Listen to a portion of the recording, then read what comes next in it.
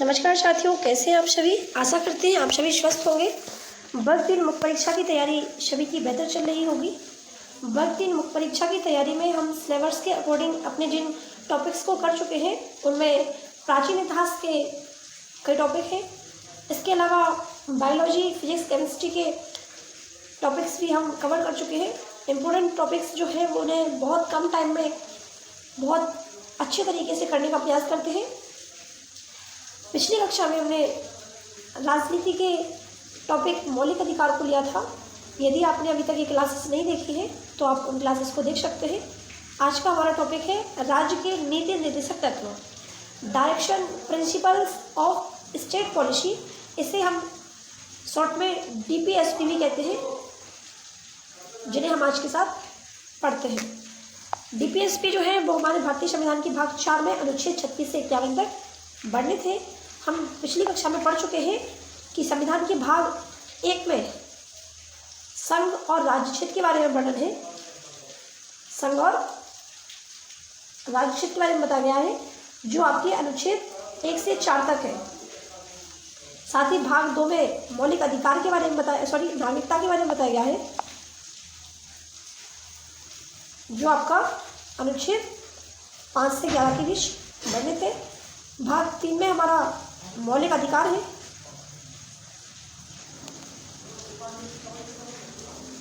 जो आपके भाग 12 से 35 तक है। आज की कक्षा में हम पढ़ने वाले हैं राज्य के नीति निर्देशक तत्व, जो कि आपके 36 से 51 तक है। इसके बाद आपका भाग 4 का है, जो कि मौलिक कर्तव्य है, और ये आपके संविधान के भाग 51 का में है। तो आज की हमारी क्लास है राज्य के नीति निर्देशक तत्व भाग 4 अनुच्छेद 36 से 51। इन्हें कहाँ से लिया गया है? तो इन्हें आयरलैंड से लिया गया है। भारतीय संविधान ने इन्हें आयरलैंड के संविधान से लिया, और आयरलैंड के संविधान ने इन्हें स्पेन के संविधान से लिया। वही मौलिक अधिकार तो हमने कहाँ से लिया था? तो उन्हें USA के संविधान से लिया गया था। ये ऐसे तत्व हैं जो देश के लिए आवश्यक तो है, मतलब इनकी ज़रूरत तो है देश के लिए, लेकिन संविधान बनाते समय देश के पास इतना पैसा, इतना धन नहीं था, या इतने संसाधन नहीं थे कि वो इन्हें उपलब्ध करा सके। इसलिए सरकार की इच्छा पर निर्भर है। KT शाह ने कहा कि जो DPSP है वो एक ऐसे चेक के समान है जिनका भुगतान सरकार अपनी इच्छानुसार करता है। नीति निर्देशक तत्वों का उद्देश्य सामाजिक एवं आर्थिक लोकतंत्र का स्थापना करना है। ये हमें कहाँ से कहाँ तक दिए? 36 से 51। तो हम एक एक करके अनुच्छेदों को ध्यान से पढ़ेंगे। अनुच्छेद 36 में हमें परिभाषा दी गई है। इसके बाद अनुच्छेद 37 कहता है इसे न्यायालय द्वारा लागू नहीं कराया जा सकता, अर्थात यह न्यायालय द्वारा परिवर्तनीय नहीं होता, यह बाध्योग नहीं है।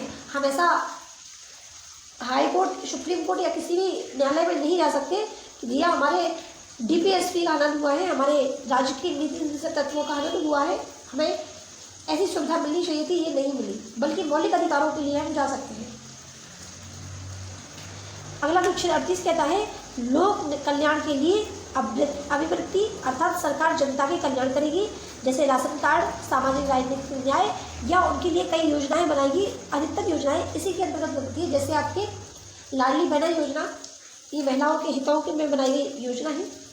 तो अगला अनुच्छेद है अनुच्छेद 39, समान कार्य के लिए स्त्री पुरुष को समान वेतन, संसाधनों का उचित वितरण।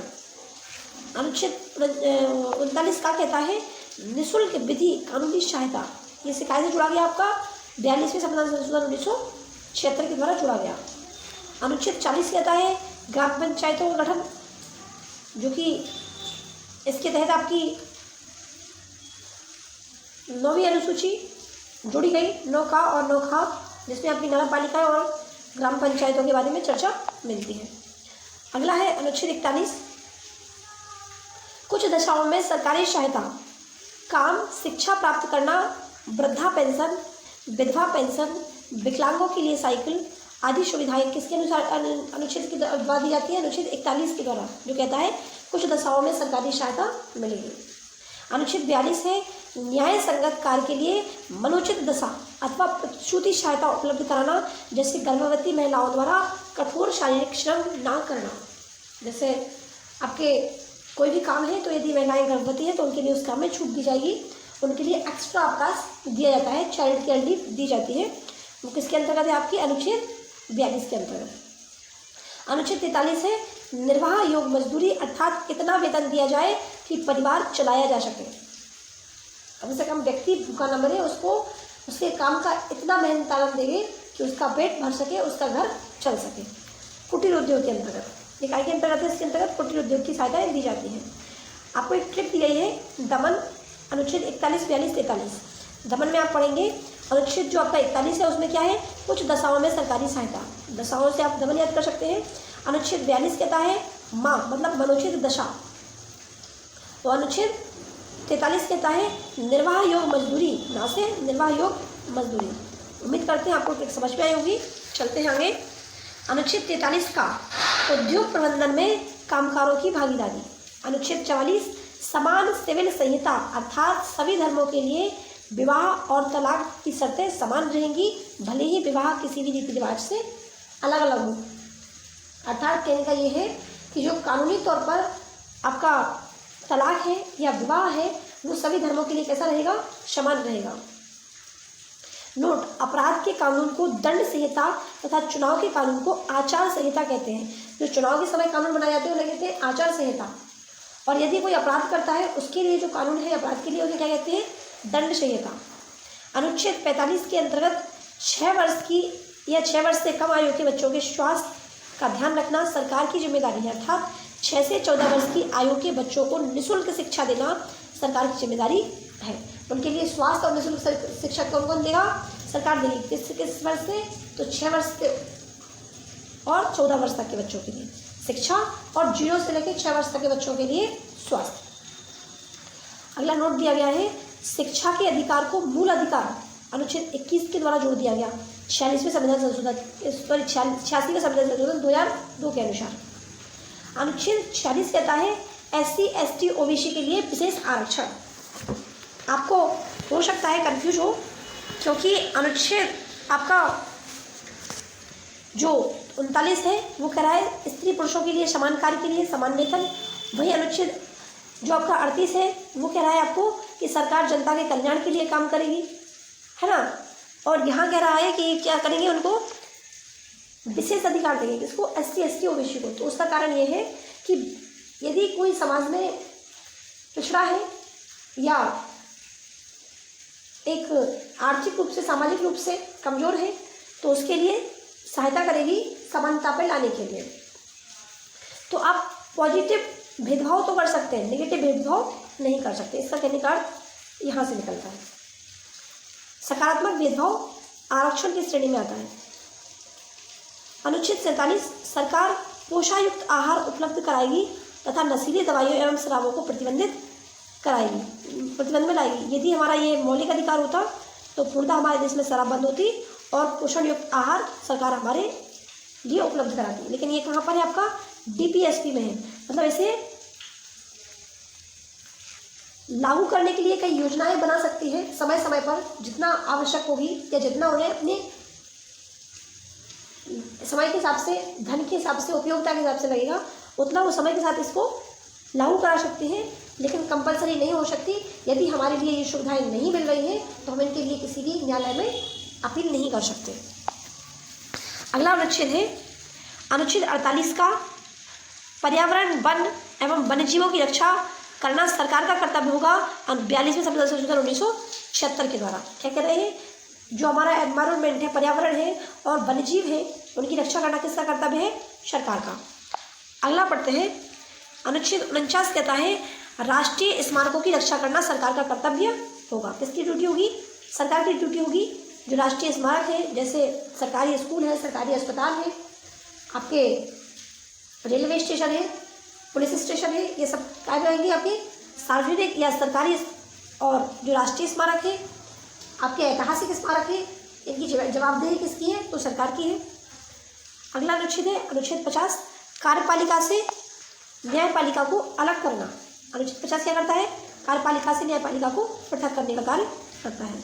अनुच्छेद 51 में लिखा गया है अंतर्राष्ट्रीय शांति को बढ़ावा देना, अंतर्राष्ट्रीय विवादों को मध्यस्थता द्वारा सुलझा देना, इसी के अनुच्छेद के तहत भारत यूएनओ का सदस्य बना है। नीति निर्देशक तत्वों का वर्गीकरण ये आपके 3 प्रकार से अलग अलग बांट दिए गए हैं। जैसे कुछ गांधीवादी हैं, कुछ समाजवादी हैं और कुछ बौद्धिक या उदारवादी हैं। गांधीवादी कौन से हैं? अनुच्छेद 40 जो कहता है कि आपका ग्राम पंचायतों का गठन। अनुच्छेद 40 क्या कहता है? ग्राम पंचायतों का गठन। अनुच्छेद 43 जो कहता है आपका निर्वाह योग्य मजदूरी, है ना। अनुच्छेद एक बार देख लेते हैं। अनुच्छेद 43 कहता है आपसे, नाम में था निर्वाह योग्य मजदूरी। अनुच्छेद 40 था आपसे कहता है ग्राम पंचायतों का गठन। अनुच्छेद 41 कहता है आपसे निर्वाह योग्य मजदूरी। भैया अगला अनुच्छेद दिया है आपका अनुच्छेद 43, 46, 47। 43 और 40 हम पढ़ चुके हैं। 46, 47। 46, 47 क्या कहते हैं? SC, ST, OBC के लिए आरक्षण। और 47 क्या कहता है? सरकार पोषायुक्त आहार उपलब्ध कराएगी और नस्लीय दवाओं को प्रतिबंधित करेंगी। ये आपके चारों अनुच्छेद किसके अंतर्गत आते हैं? आपके अनुच्छेद गांधीवादी अनुच्छेद के अंतर्गत आते हैं। कौन से? 40, 43, 43, 46 और 47। अगले है समाजवादी। समाजवादी में आएंगे आपके 38, 39 का 41, 42, 43। 41, 42, 43 की आप पढ़ चुके हैं। दमन कुछ दशाओं में आपका जो एक बार देख लेते हैं, दमन वाला एग्जाम्पल दिया था आपको। कुछ दशाओं में सरकारी सहायता। और 42वां कहता है आपका मनुचित दशा या प्रसूति सहायता। और जो आपका 43वां वो क्या कहता है? निर्वाह योग्य मजदूरी। आपकी ये तीनों समाजवादी में आती है। इसके साथ ही समाजवादी में और कौन से आते हैं आपके? तो 38, 39 और 39 का ये तीनों को एक बार फिर से देख लेते हैं। 38 कहता है आपका लोक कल्याण की अभिवृद्धि, अर्थात सरकार जनता के कल्याण के लिए कार्य करेगी।